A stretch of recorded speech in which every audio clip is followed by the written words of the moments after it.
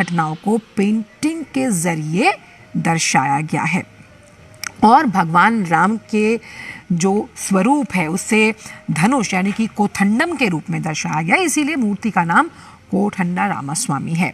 तो उस लिहाज से हमने देखा कि कुछ देर पहले आरएचएल मुनई पॉइंट का दौरा किया था प्रधानमंत्री नरेंद्र मोदी ने, और ये दौरा अपने आप में बहुत अहम इसलिए है क्योंकि जब हम इस कोठंडा रामास्वामी मंदिर में पूजन अर्चन से पहले की अगर बात करें तो आरएचएल मुनई पॉइंट, वहाँ से राम सेतु की शुरुआत ये धनुष कोड़ी में स्थित है। और ये इसलिए बहुत अहम है कि वहाँ पर भगवान श्री राम ने प्रतिज्ञा ली थी कि वो रावण को हराएंगे, और ये प्रतिज्ञा हर कठिनाई को पार पाने वाली भारतीयों के उस भाव को भी कहीं ना कहीं परिलक्षित करती है। अभी जो तस्वीरें आप देख रहे हैं ये कोठंडा रामास्वामी मंदिर की है। 1000 साल पुराना इस मंदिर को माना जाता है। और अब पौराणिक कथाओं की अगर बात की जाए तो उसके अनुसार जब रावण ने माँ सीता का हरण कर उन्हें कर लिया था, तब विभीषण ने बड़े विनयपूर्वक रावण से आग्रह किया कि वो माँ सीता को प्रभु श्री राम को लौटाएं, लेकिन तिरस्कार करके अपनी सभा से रावण ने विभीषण को निकाला। और जिसके बाद जब विभीषण ने प्रभु श्री राम से मुलाकात की, अपना आत्मसमर्पण वहाँ किया, और तो कहा जाता है कि उनकी बैठक के स्थान पर इस कोठंडा रामास्वामी मंदिर को बनाया गया है।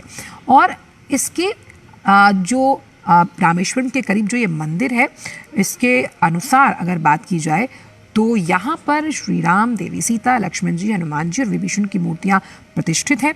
मंदिर की दीवारें बेहद खूबसूरत, जो ख़ास तौर पर रामायण के तमाम प्रसंगों को इंगित करती हुई ये तस्वीरें भी हैं, और साथ ही साथ रामायण की विभिन्न कथा कहानियों को अनोखे ढंग से यहाँ उकेरा गया। अच्छा, सबसे अहम बात यहाँ ये कि मंदिर का एक मुख्य आकर्षण है अथिमरम वृक्ष। अब अथिमरम वृक्ष क्या है? ये सबसे प्राचीन वृक्ष माना जाता है। अब हिंदू मान्यताओं में जिस तरह से हम भी औषधि रूप में और मान्यताओं के अनुसार पूजा की जाती है, यहाँ आने वाले जो श्रद्धालु हैं उनके लिए भी इस वृक्ष का अत्यंत महत्व है। और श्रद्धालु पास ही में स्थित, क्योंकि वो इसी से जुड़ा हुआ ही तथ्य है जो हम आपके साथ साझा कर रहे हैं, नंदम बक्कम भी जाते हैं। अब नंदम बक्कम क्यों अहम है? वो इसलिए क्योंकि वहाँ पर श्री राम ने जो भृंगी ऋषि का आश्रम था सदियों पहले, वहाँ अपने जीवन के कुछ दिन व्यतीत किए थे।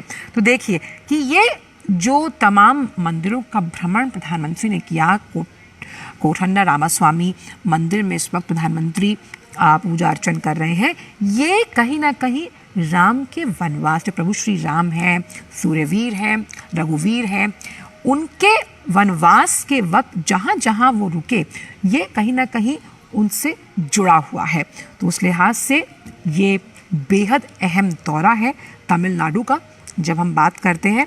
और साथ ही साथ ये इसलिए भी अहम है क्योंकि जिस धनुषधारी प्रभु श्री राम की छवि पर सब मोहित होते हैं, ये उन्हें समर्पित है।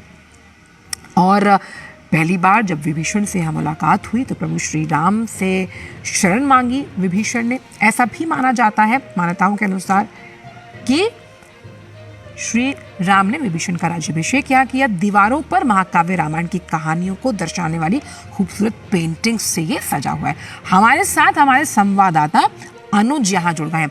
अनुज, दो बातों पर आपसे चाहूंगी कि आप रोशनी डालें। पहली बात ये कि जिस तरह से कोठंडा रामास्वामी मंदिर में ये हम विहंगम दृश्य देख रहे हैं जो धनुषधारी राम के प्रतीक को समर्पित है, और खास तौर पर उत्तर से दक्षिण को जोड़ने वाला वो राम भाव। साथ ही साथ अगर हम आरएचएल मुनई पॉइंट की भी बात करें तो ये राम सेतु का निर्माण यहाँ से हुआ, जहाँ से प्रभु श्री राम ने कसम खाई थी रावण को हराने की, जो हर बात में इस बात को परिलक्षित करता है कि हम किसी भी कठिनाई के आगे घुटने नहीं टेकते। अपने नरेंद्र मोदी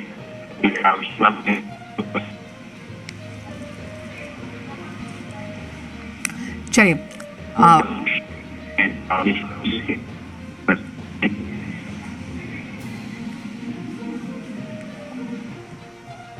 चलिए, अनुज से हम दोबारा संपर्क साधने की कोशिश करेंगे।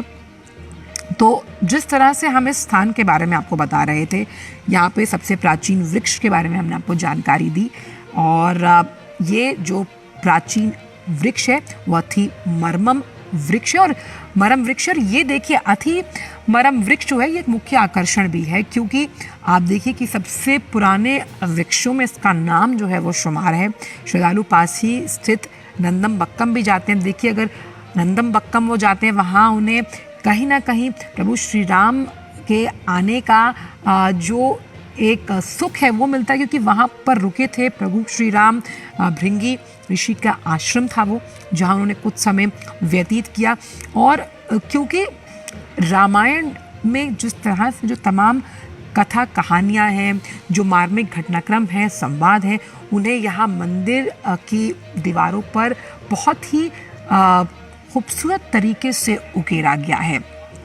और इसीलिए जब हम प्रभु श्री राम की बात करते हैं, प्रभु श्री राम सबके हैं, हम सबके हैं, और उस लिहाज से आप देखिए कि यहाँ पर प्रधानमंत्री पूरे विधि विधान के साथ पूजा अर्चना करते हुए नजर आ रहे हैं। कोठंडा रामस्वामी मंदिर तमिलनाडु के रामेश्वरम में, और ये कोठंडा राम स्वामी जी को समर्पित है।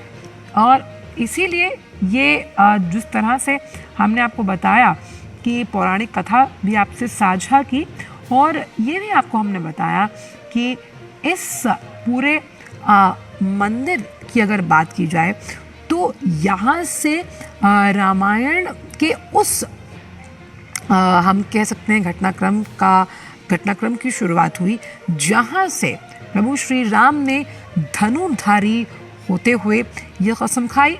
उस अरिचल मुनई पॉइंट को जब हम राम सेतु के निर्माण से जोड़ते हुए देखते हैं कि रावण को हराना है, और ये परिलक्षित करता है हमारे भारतीयों के किसी भी मुश्किल के आगे घुटने ना टेकने के उस जज्बे को। अनुज, आप हमारे साथ जुड़े हुए, सवाल मैं आपसे पूछ चुकी थी, आप अपनी बात पूरी कीजिए।